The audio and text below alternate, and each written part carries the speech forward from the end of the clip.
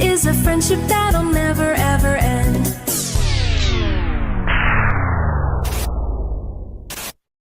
Run!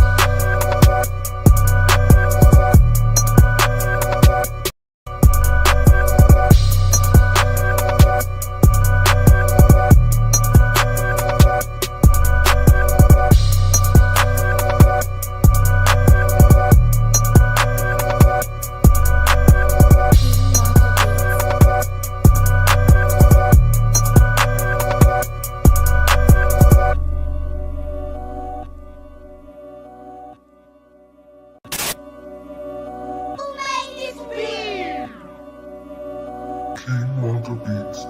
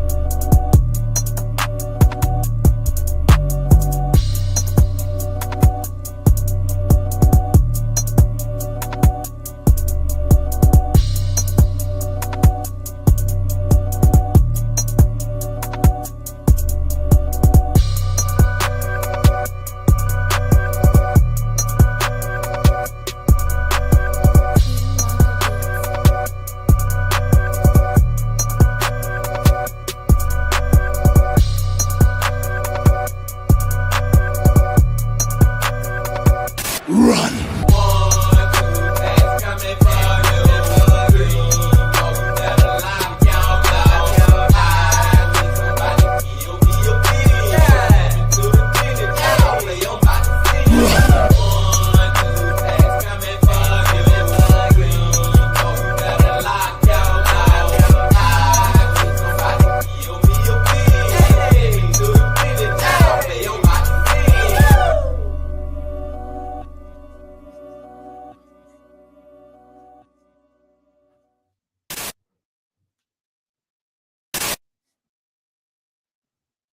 It's a beautiful day in the neighborhood.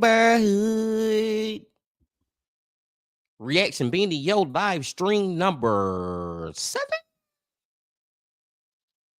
That in that neighborhood, my brothers and sisters. Welcome in again, my friends, to another freaking live stream on a good Saturday. Hope y'all doing excellent out there today. And I'm glad that you came on back to the channel once again. Self with the bean. And I just want y'all to know that I know that the man, the myth, the legend, Mr. Ballin, just put out a new video a couple of hours ago, y'all. And I'm most definitely gonna react to that tomorrow.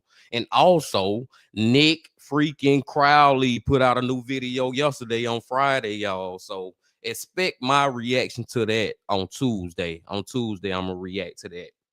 And the only reason that I'm not reacting to that on this Saturday on our live stream is because, how could I say this? Like, our live streams, I like to react to videos that is not focused on one story. You know what I'm saying, man? I like to react to top 10s or top 5s. You know what I'm saying? We get different cases or different stories within the one video. Like, I'll show y'all right now. I'll show y'all exactly what I'm saying right now. If you go right here, this in our studio, this is our studio being team. If you look at the last couple reactions that I did, we did 6 reaction videos on live stream. I'm talking about the live streams. And starting from the top, you know, last week we did the top 10 scary. Then the true 911 calls was 4 blood boiling 911 calls. You know what I'm saying? 4 stories within one. Dial Trip 10 stories. You know how Tragedy Tales get down. You know he always have 5 of the most craziest tragedy tales within one video. And Lazy did 10, and Nick Crowley, that one that we watched right there had like 5 stories in one. So y'all get what I'm saying, man. I like to watch more than one story in one. Long story short, short story freaking long. So like I said, man, y'all know tomorrow I'm gonna be watching the man, the myth, the legend, Mr. Ballin with y'all. And then on Tuesday, I'm gonna get into that Nick Crowley. We're gonna say shout out to Lazy Prepper in the building once again. Bean Team, what's up, man? What's up, Lazy? The lazy prep. What's up?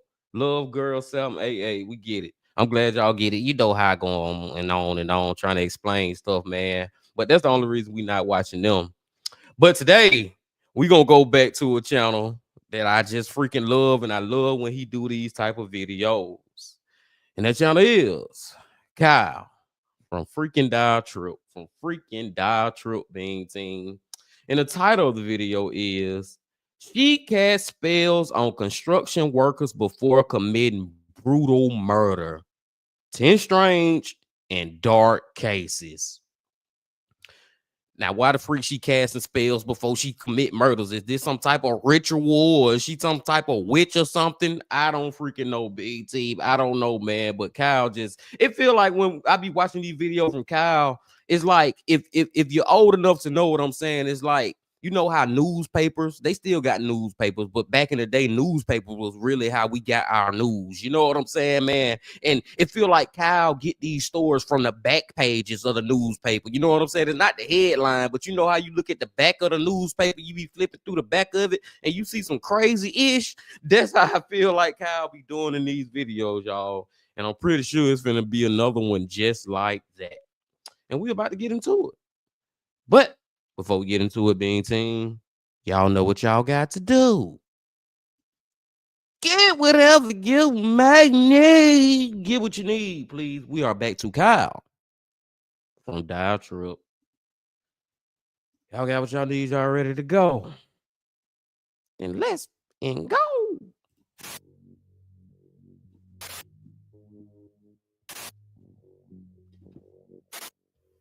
All right, everybody, it's that time of month. It's time for me to take all of the cool, shorter, but definitely worth talking about cases that I've come across recently and compile them all into one video. So let's get started. Get whatever you may need.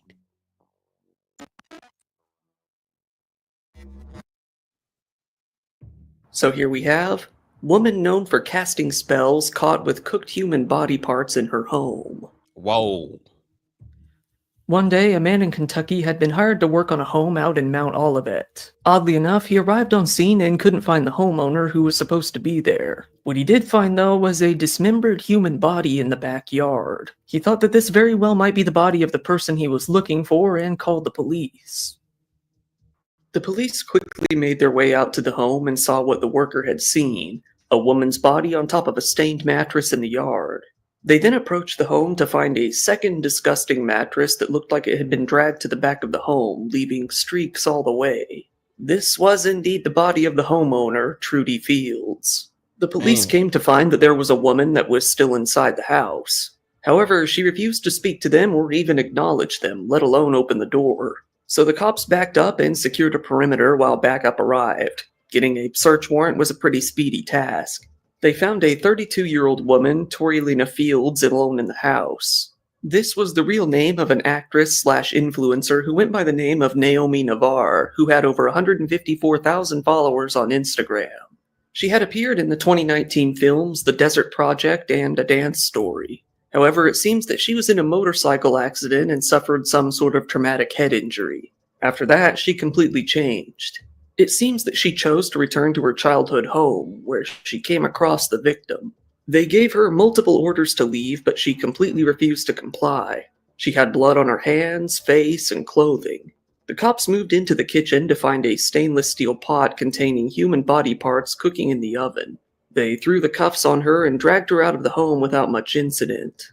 The worker who originally called the police recognized her as a crazy lady that had been attempting to cast spells on his crew over the past couple of days. The police... A crazy lady is an understatement. Crazy lady is an understatement. Insane, lunatic, freaking lady. Like, seriously, man, this lady, like, just think about how crazy you got to be to actually put human body parts on your freaking stove or anybody's stove and put some water in it and start boiling it. Just think about how crazy you got to be to do that. She seriously lost it. Police, continuing to investigate, found more body parts that had been removed from the body outside, stuffed inside of a mattress. The police later confirmed that the legs, arms, and head had all been removed from the body, along with various organs. Torilena was first hit with charges of obstructing governmental operations, tampering with physical evidence, and abuse of a corpse. A grand jury added charges of murder and animal torture after it came out that she had allegedly tortured and killed a dog. Afterwards, her bond was set at $1.5 million. For now, she's being held at the Bourbon County Detention Center. Whether or not she'll even be competent for a trial is unclear, but pretty debatable.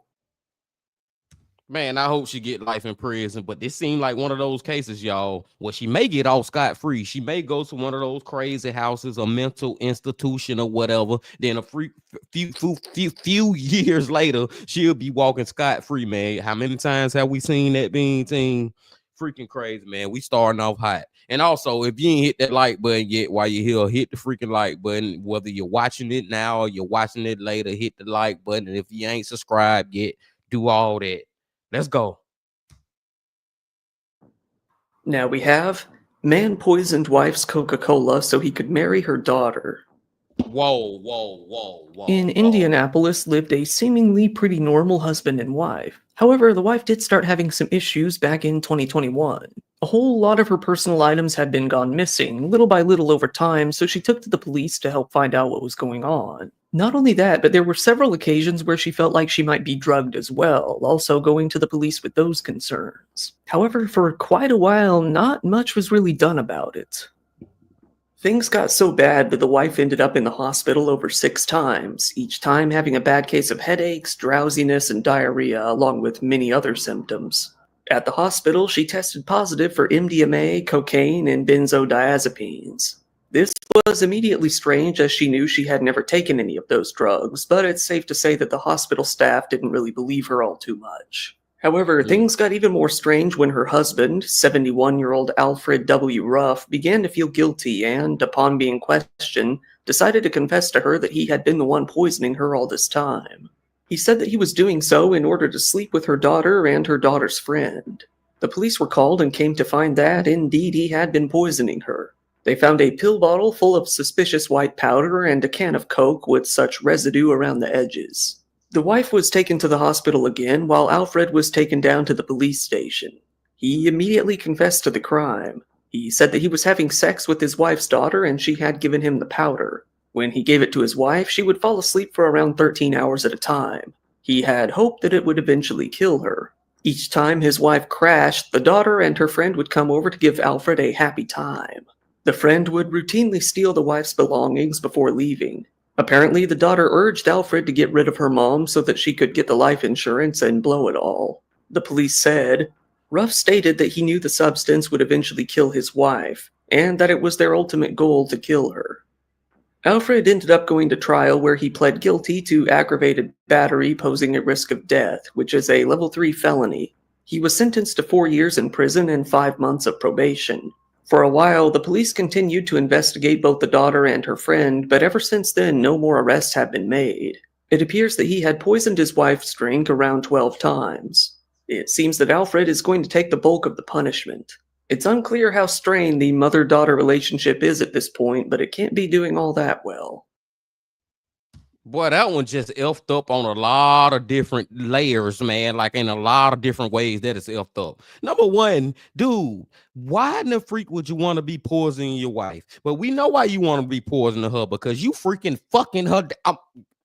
YouTube, fuck it. You freaking fucking her daughter. That's why you want to poison her, because you want to get her out the way. But guess what? Her daughter is fucking you. The only reason she doing that is because she want the life insurance. It's like it's so effed up for you to be doing that to your wife, but it's also effed up that the daughter is doing that to her mama.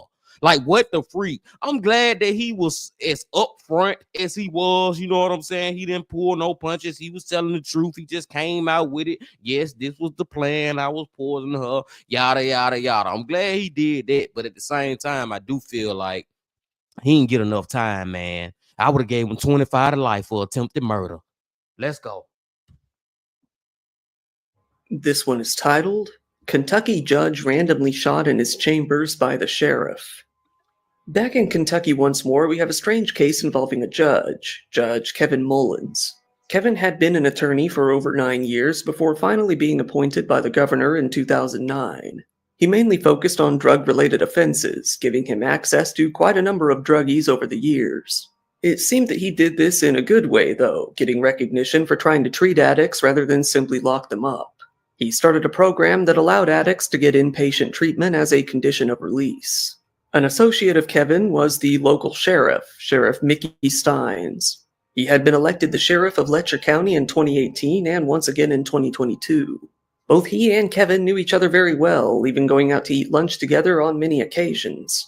However, on the afternoon of September 19th, 2024, it appears that Mickey got into an argument with Kevin in the judge's chambers.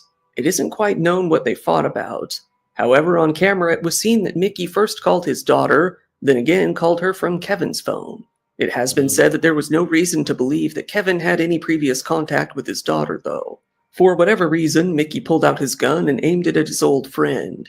He fired at him repeatedly as Kevin tried to hide behind his desk, but he was done for. Mickey simply exited the judge's chambers and walked out onto the street as a SWAT team rushed up to the courthouse, thinking that there was still some sort of active shooter. Investigators noted that the sheriff seemed oddly calm, never once even unholstering his gun.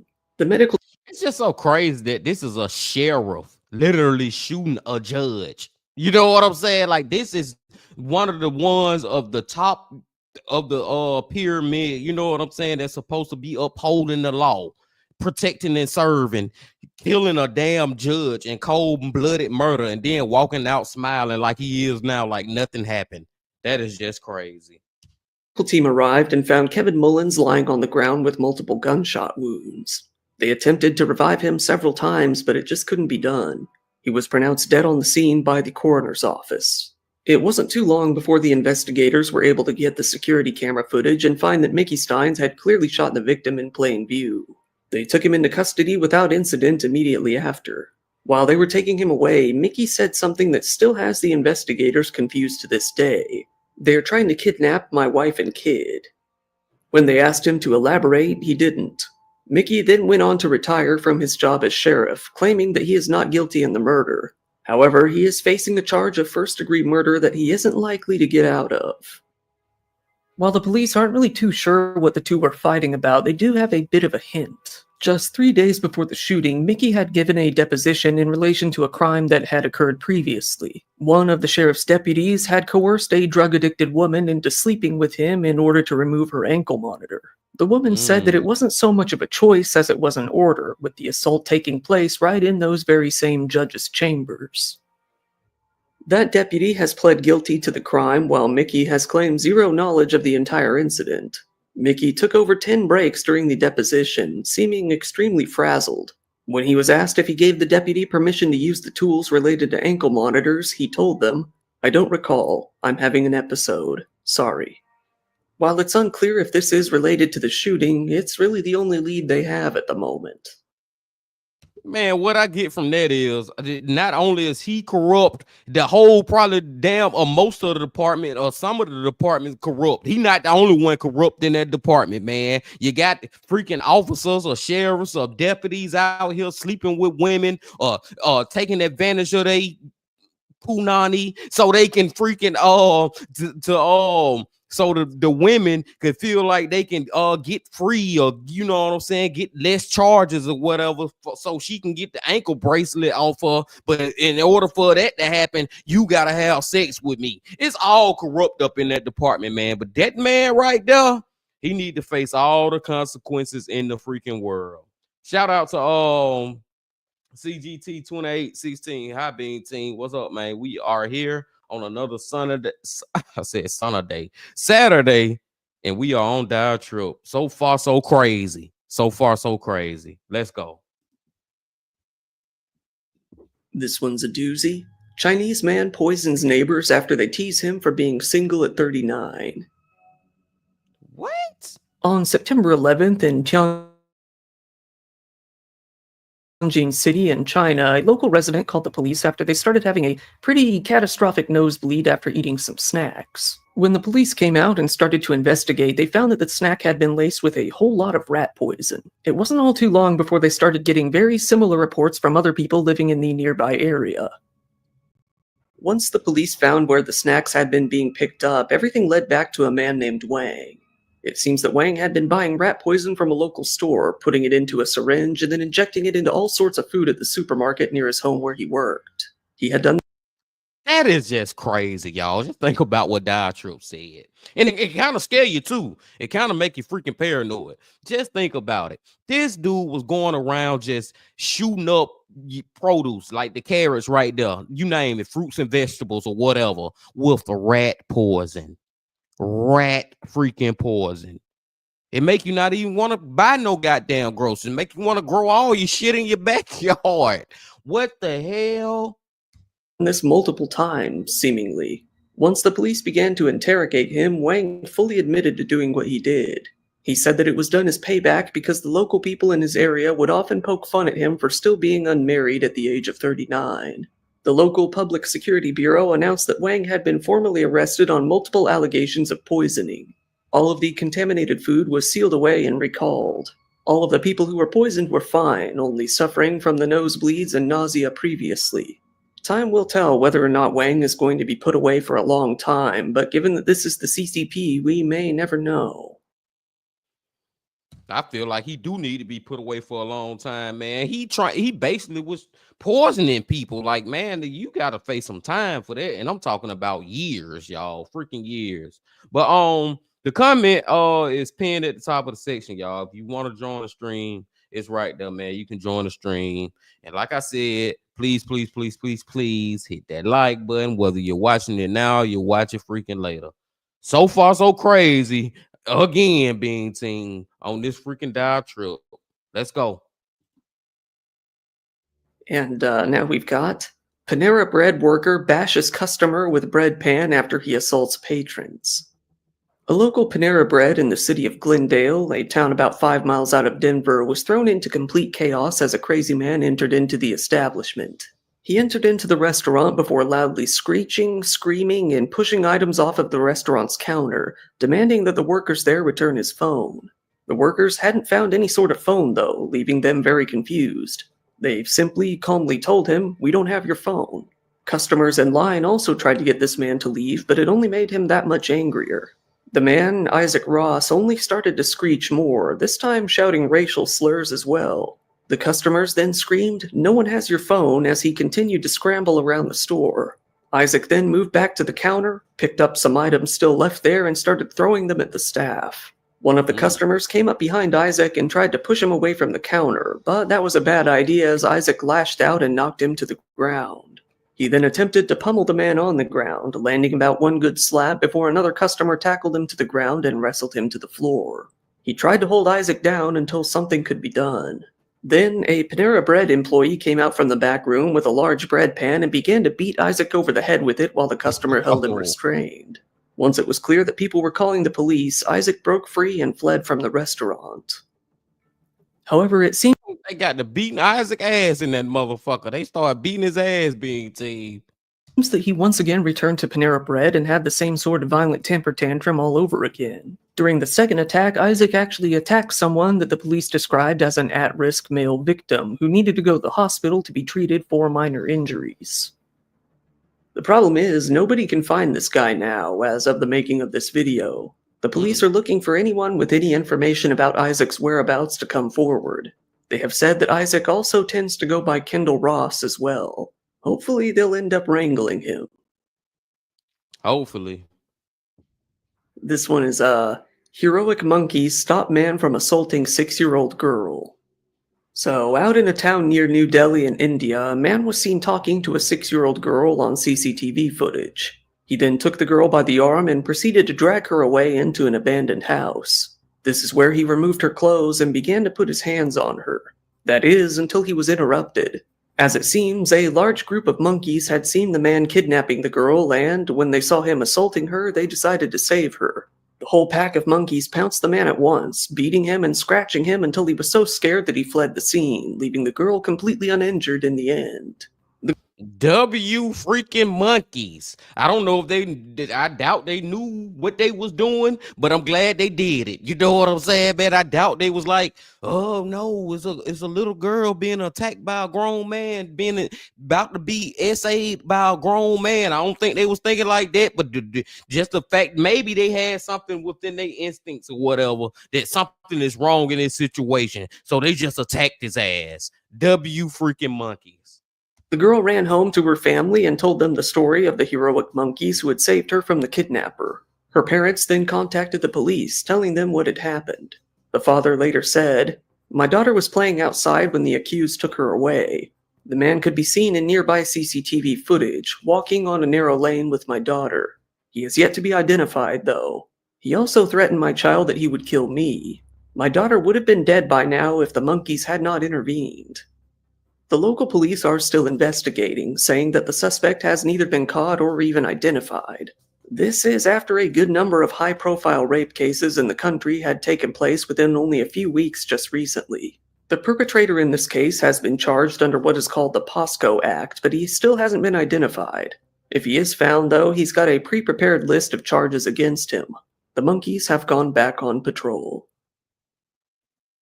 Damn, man, that's the second case where we got people not being charged, not even being identified. You know what I'm saying? We don't even know who these people is. Think about it right now, Bean Team. They still walking around in the world, somewhere on Earth, planet Earth, scot freaking free. Terrible. Let's go. And this one reads as, "Man had himself delivered in a box to his ex-girlfriend's house." What? A couple out in the Netherlands had been having trouble for a little while since they ended their 1-year-long relationship. This is because after the two split, the boyfriend had broken into her house, stolen her car keys and some other items, and even placed a GPS tracker in her home. This all accumulated when he decided to take things in a very strange new direction. It seems that the man put himself into a box and had himself sent to her home. When she took the box inside, the man popped straight out of it, aiming a gun at her. He then grabbed her keys and ran out of the home once again. He then began to create a whole bunch of new emails to bother her and even made some social media accounts in her name. It goes without saying that the guy was arrested.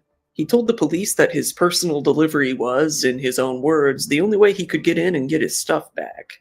He said that he was given permission to come out to her house all of those other times. However, the judge didn't really believe him given the circumstances. The man was found guilty of stalking and sentenced to 4 months in prison. He has also been given a restraining order that hopefully will prevent him from talking to the woman for at least 3 years. I don't know if a restraining order is enough, man. That man probably, dude, next time he come back and he aim a gun at her, he might actually pull the freaking trigger. I'm just saying. And here's a doozy. Piss Bandit taunts locals with urine bottles labeled HIV positive. So out in some wealthier areas in Pasadena, California, we have the tale of a mystery man who is only known as the Piss Bandit. Every few days, he decides to spread some of his piss bliss, leaving some bottles of his golden grime all over these neighborhoods. He'll put them on top of anything, like mailboxes or on fences, but he tends to love putting them on one certain utility box. He will fill soda bottles, juice cartons, and even full-on gallon milk jugs with his luscious lemonade. However, one thing that he does to make his specific pee bottles stand out in the lovely state of California is by writing both human urine and HIV positive on them, usually with scribbles and crudely drawn smiley faces here and there as well. Sometimes residents will wake up several times in a single week with these bottles all over the place. In fact, it happens so often that a lot of the utility boxes have round, burned-in rings where the bottles were placed. He does not use coasters. After a while, the city even gave one utility box a pointed, triangular cover in order to prevent things from being left on top of it. However, the Piss Bandit simply broke it and tore it off and placed his bottles down once more. While people online have found entertainment in this, those who live in this wealthy, top-notch neighborhood aren't having so much fun with it. In response to people calling him an artist, one homeowner said, "I found it disgusting. Never did I ever consider it an art form in any way, shape, or form." Hell no, there ain't no art form, man. That is freaking disgusting. And if he do be found, I guess the only thing that you could charge him for is littering or something, because he's not really like breaking, like he not committing a felony by just leaving his piss bottles on the street. That is so crazy that I even just said that, man. But he ain't no felony or nothing. There ain't no major crime that he committing, but it is still like, come on, bro. You just nasty as fuck. What the fuck? We got to put an end to this, man. Some way, shape, or form. Let's go. Another resident left a note for the penile poet, stating, "If I catch you leaving your piss here, I will make you drink every last drop. You have been warned." Some people have tried staking out the area to no avail. When they placed a camera facing PB's favorite utility box one night, all they really saw was a gloved hand reaching over the fence and placing the bottles in the usual spot. Oh, and he stole the camera just to send pictures to the owner's cloud account and taunt them. They left a camera again there with an intercom function, hoping to be able to talk to him, but he also stole that one too, so they gave up. As for now, this particular bandit has not been caught. He'd be right at home with the penis man. Another one that ain't been freaking caught. God damn, Kyle. All these people getting away with these craziness. And this one is, Wisconsin woman broke into home to cook shrimp and pasta dinner. A woman in Wisconsin named Joanna Kelly Lee broke into a home one night when she was feeling particularly hungry. She went over to the kitchen, rummaged around, and picked up some ingredients. She then began to prepare her meal of choice, shrimp and pasta. However, it was then that the owner of the home returned and found someone inside with all the lights on. They slipped back outside and called the police. The police met up with them there, only to go inside and find Joanna making herself comfortable and eating her dinner. She greeted the police, saying that she knew the owner of the home, who she was able to mention by name, and said that she had permission to be there. The police said, Lee provided a detailed story about how she met the resident at a coffee shop earlier and had been given keys to the house. Lee had been in the house long enough to cook herself a shrimp and pasta dinner. But little did she know, the owner of the home was there to tell the police directly that Joanna had never been given permission to enter the home, saying that she was a complete stranger. It appears that Joanna found the homeowner's name by digging through their mail while lounging around the house. Joanna was arrested and charged with both burglary and criminal trespassing. She was thrown into the Dane County Jail in Madison, Wisconsin. And that's so freaking crazy and scary, because just imagine this, y'all. Let me just put this scenario out here. You come home, nobody else is home, but it's a complete stranger in your home. But here come the scary part. Here come the crazy part. If they ain't trying to attack you or nothing, no, they in your goddamn kitchen. They got a nice dinner prepared. You know what I'm saying, man? They got the TV on. They got their feet kicked up. They sitting in your goddamn house like it's their house or like you invited them into your home. And not only that, they got a plate for you up in the freaking microwave. You know what I'm saying? With the aluminum foil on top. You know what I'm saying? Like they freaking know you. Who the fuck are you? Why the hell you didn't cook my goddamn collard greens and cornbread? What the hell? And, wow.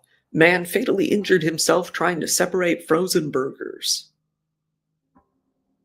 In a story that is both parts pretty sad and bizarre, we have the story of a man who was living mostly as a shut-in. Living out in the UK, 57-year-old Barry Griffiths didn't really socialize too much. He lived alone and mainly kept to himself, leading to nobody really hearing from him that often at all. One day, Barry decided to help himself to some frozen burgers. But the burgers were so frozen together that he simply couldn't pry them apart himself. He went over to the kitchen drawers and whipped out a large knife. He then tried to use it to pull the burger patties apart, with the blade facing him. He slipped and plunged the knife straight into his own stomach. Rather than call anyone, though, he simply went to bed and lied down. It was here that, eventually, he passed away. After nobody saw him leave the house for days, the police were called to perform a welfare check. At first, they were just extremely confused. They simply found Barry in bed, fully clothed, with a stab wound. His wallet, computer, and all of his valuables were completely untouched. There was no sign that anyone had broken in either. It wasn't until they found the now thawed-out burger patties along with the knife that they put the pieces of the puzzle together. The investigator said, "The bottom drawer of the freezer had been left open and pulled forward in a position to access food items. On the work surface in the kitchen adjacent to the fridge freezer were 2 uncooked burgers, a knife, and a tea towel. The wound to the abdomen would have been approximately the height of the work surface.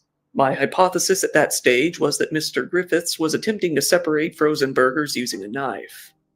The medical examiner eventually ruled that Barry had indeed died from an accident and that this was not intentional. Damn, man. Rest in peace to him. You know what I'm saying? He didn't try to do it. I just wish after he ended up stabbing himself unintentionally that he would have either went to the emergency room or he would have called 911. You know what I'm saying? I feel like his death could have been freaking prevented. Damn. And I've been in that situation too, y'all. I'm not saying specifically with the burgers, but I feel like all of us have. Be real, man. Most of us have at least, where you're trying to open something up and you got the knife in your hand and they end up cutting your other hand or whatever. You end up cutting yourself, but he end up digging into his damn abdomen with the damn knife. Tragedy. That's a tragedy tale. Rest in peace to him. Let's go. And here's one of the bonus stories. Drunk raccoons are taking over Germany. Now we have one of those good old bonus stories. While it is a crime, it's a crime that wasn't really committed by humans, so it's in a little bit of a gray area.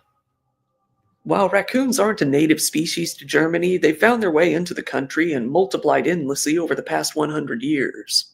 Now the country has several 100,000 of them, and they're all very thirsty. In a lot of countries, raccoons are called wash bears because they like to wash their food before eating it. Well, these raccoons have found the liquid that they prefer to use, beer. They have been breaking into countless homes, injuring household pets, and stealing food and beer. They even dig into garbage cans just to take out beer bottles and drink the remaining liquid inside. They have really taken a liking to the drink. Now, though, they have a problem with finding drunken raccoons all over the place. Even in the Christmas markets in Erfurt, drunken raccoons were caught stealing wine from cups that had been abandoned and drinking themselves stupid. One of them took a woman's shoes, played with them for a while, and then passed out drunk on a doorstep. The police confirmed that they did not have to use a breathalyzer as the animal was clearly very drunk. Now people are trying to hunt the raccoons to get their numbers back down. However, it seems that the drunken bastards are here to stay. That's crazy, man. Freaking drunken raccoons. Who would have freaking thought? Once again, thank you for watching my video. If you found it interesting, please give it a like, it really helps me out in the algorithm, and feel free to subscribe if you want to see more content like this. Just recently, Who would have freaking thought, y'all? Drunken freaking raccoons, man. We not at the hour mark yet, so we gonna go over here to 1M Scary and watch one or two of his videos real quick, y'all. Let's go.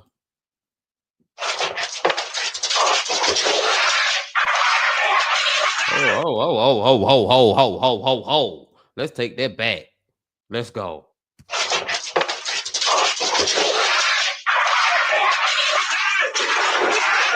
Hello, everyone.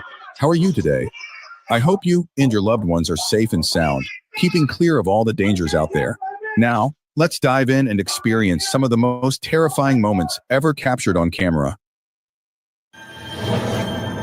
Number one. Kicking off today's scary moments is a chilling video of a woman who narrowly escaped death after a close encounter with her own electric car. The incident took place on October 21st.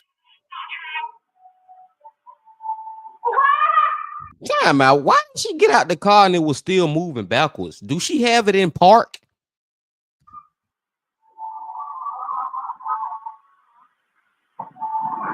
Oh shit! Oh shit!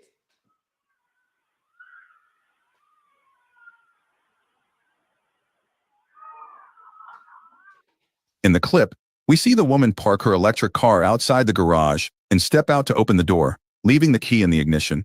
As she opens the garage, her young child accidentally switches on the car, causing it to surge forward, trapping her against the garage door.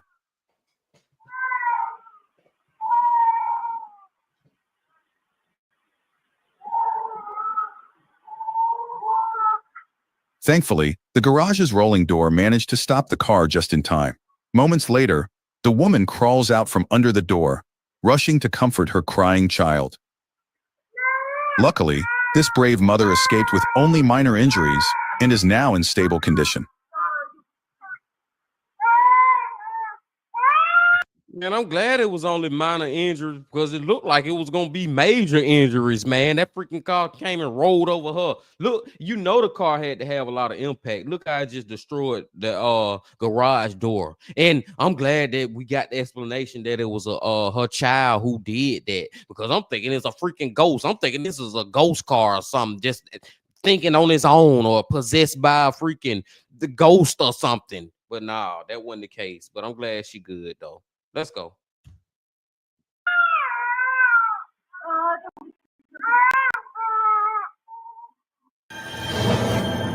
Number two. The next video shows a devastating incident from November 7th, where an oil tanker exploded on the highway. The truck was instantly consumed in flames, releasing thick clouds of smoke, tragically killing 2 people and injuring 2 others. Damn.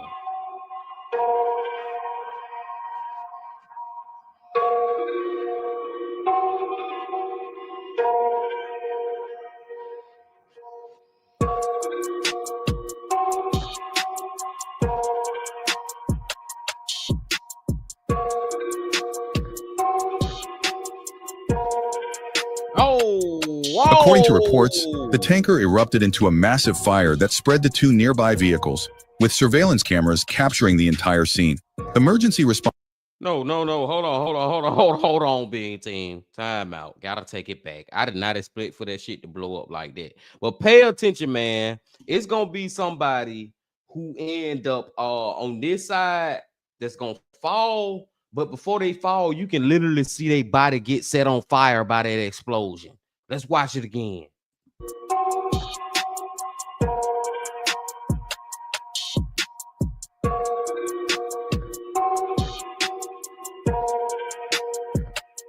According to reports, the tanker erupted into a massive fire that spread to 2 nearby vehicles, with surveillance cameras capturing the entire scene.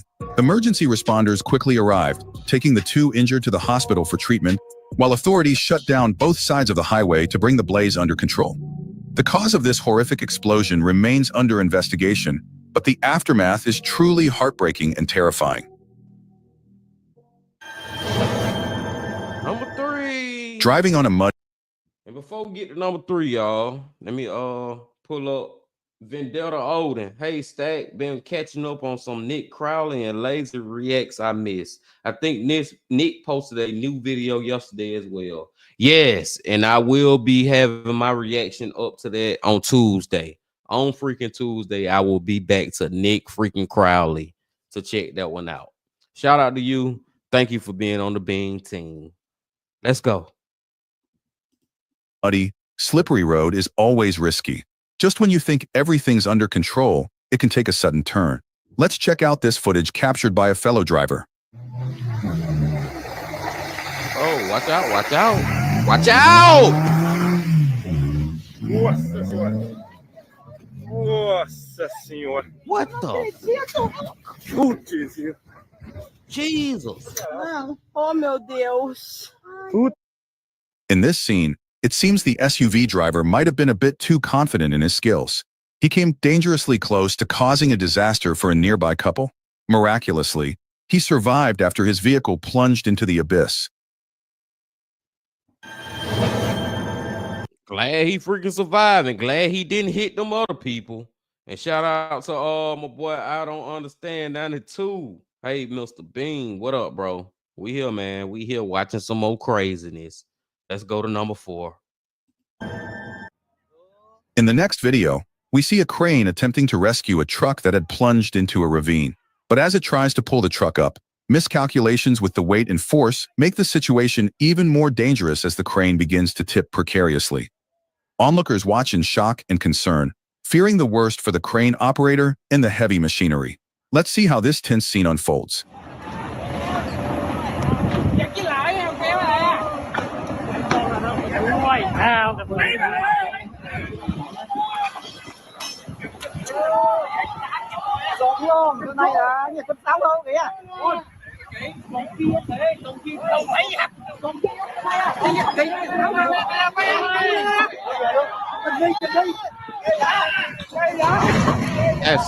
That's just.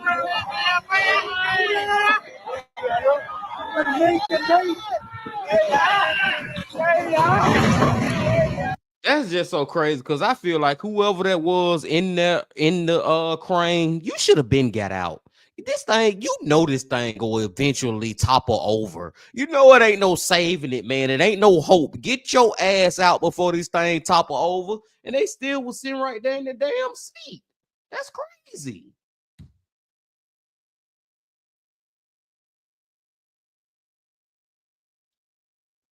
Oh, y'all, what's going on, man? Why didn't it play? Hold on, let's go. That's crazy. Number 5. How does this happen? Oh my God. His ass is fired.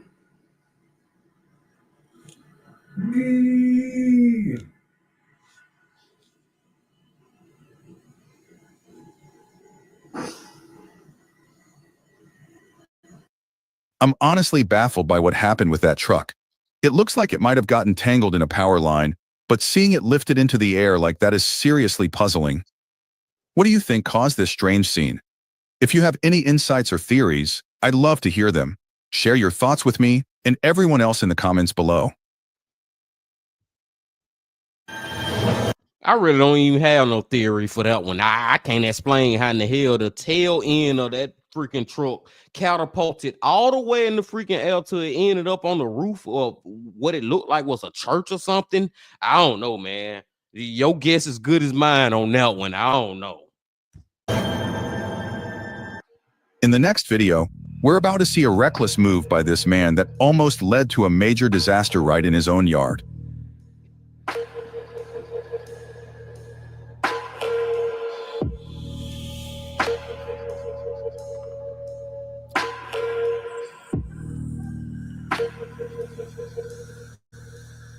Oh shit, watch out, bro. This man just set his whole goddamn. I ain't even trying to laugh at him though, man. But this man has set goddamn his whole goddamn backyard on fire. Not his whole, but you know what I'm saying, man. He just set fire to a lot of different areas in his backyard. Bro, be freaking careful.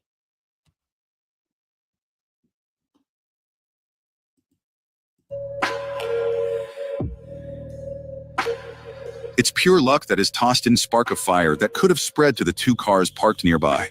Just imagine how much worse and scarier this incident could have been, right?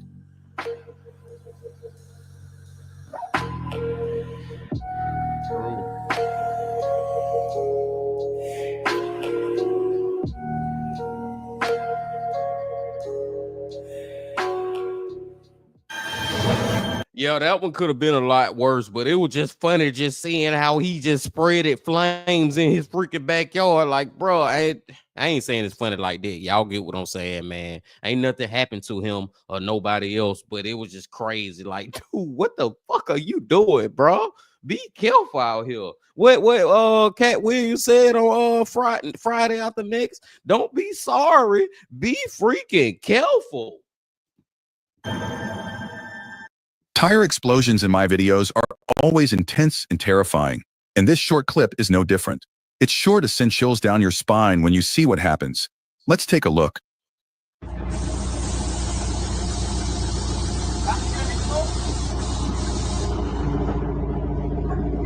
Waar die naak is eruit. Be careful. What are y'all doing? Oh, shit! Thankfully, the man standing nearby escaped with only minor injuries. With the explosive force of that massive tire, almost like a bomb, I'd say he had a lucky break, maybe even a miracle. Truly frightening. A lucky break is an understatement. That could have killed him. If he would have been right on top of that tire when it blew up, it was like a bomb, man. That thing set off like a goddamn bomb. And the crazy, like the major thing that could have killed him within that tire was the rim. Y'all know how heavy our rims are, especially when we be talking about a big ass tire like that, man. With all that force, when it exploded, I'm glad they survived. Jesus. Don't be sorry. Be careful.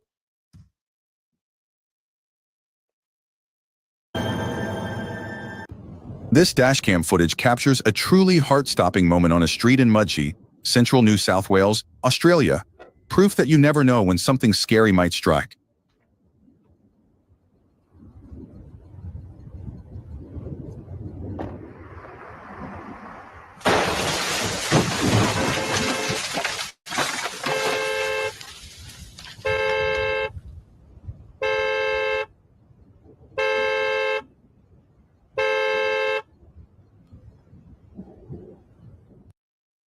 Simon Somerville had just opened his car door, placed some boxes in the back seat, and started driving off when, just seconds later, a loud bang echoed as lightning struck a large tree nearby. A massive branch snapped off, crashing down onto Somerville's car. He shared the clip on social media with a humorous caption, "Guess I should buy a lottery ticket."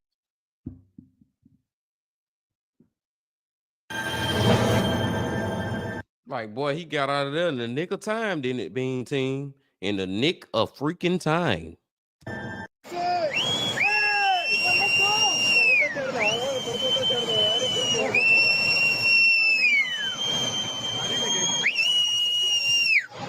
On July 28th, nearly 80 villagers in Nirmand, Kula district, India, had a close call when a sudden flash flood swept through their village.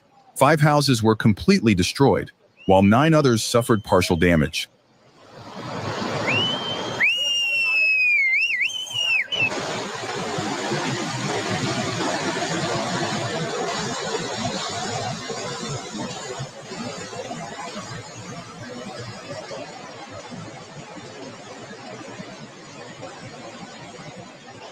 According to the villagers, muddy floodwaters surged into their homes at dawn, leaving a trail of destruction in its wake. As soon as they heard the roar of the flood, they scrambled out of their houses and climbed to a nearby hill for safety. A clip recorded by one of the villagers captures survivors shouting warnings to those still inside, urging them to get out immediately. Just moments later, the houses were swallowed by mud and water. The sheer power of natural disasters is truly terrifying, don't you think? Yes.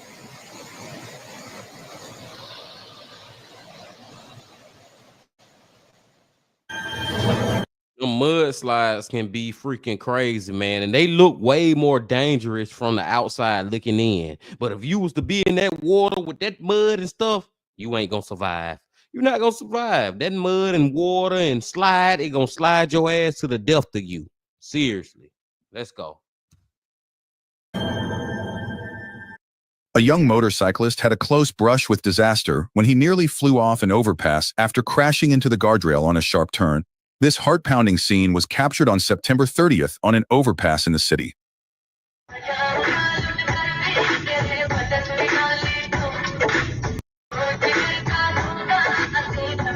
Oh shit.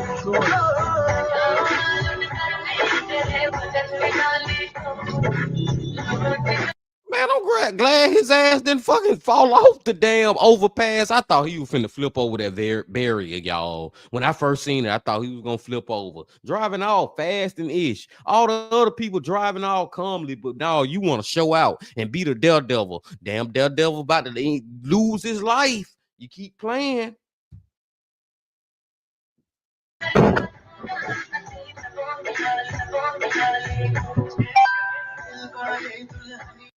In the clip, the young man is riding his motorbike just ahead of a car traveling in the same direction. While overtaking a car, his motorbike suddenly crashed straight into the guardrail, almost throwing the young man off the highway. Meanwhile, the motorbike continued to rush forward. Miraculously, he tumbles onto the road but manages to get back on his feet. The entire incident was captured on the dash cam of the car behind, and it's a reminder of just how fast things can go wrong on the road. That's a wrap for today's video. I hope you enjoyed these spine-chilling moments. Let me know in the comments which moment had you on the edge of your seat. And don't forget, man, a lot of them moments had me on the edge of my seat, being team. That dude literally, he was real close to freaking losing his life playing around, man. But Lord willing, he did not go over that freaking barricade. But I digress. I appreciate y'all being here as always, being team, man. All 5 of y'all that is still watching right now, man. I appreciate y'all, man. And like I said, if you're here right now, please, please, please, please, please hit that like button. If you watch this video later on, this live reaction later on, please, please, please, please, please hit that like button. Shout out to I Don't Understand 92. Vendetta came in later. Shout out to you. Shout out to CGT. Shout out to the Lazy Prepper. And shout out to Love Girl 788, y'all. Another great freaking Saturday live stream. And also remember that I will have my Mr. Ballin reaction up on another Mr. Ballin Sunday tomorrow. And on Tuesday, I will have the Nick Crowley reaction up. And until then, my friends, I also need y'all to remember this. Love, peace, and happiness. Stay safe. Don't stop. Keep going. Yeah.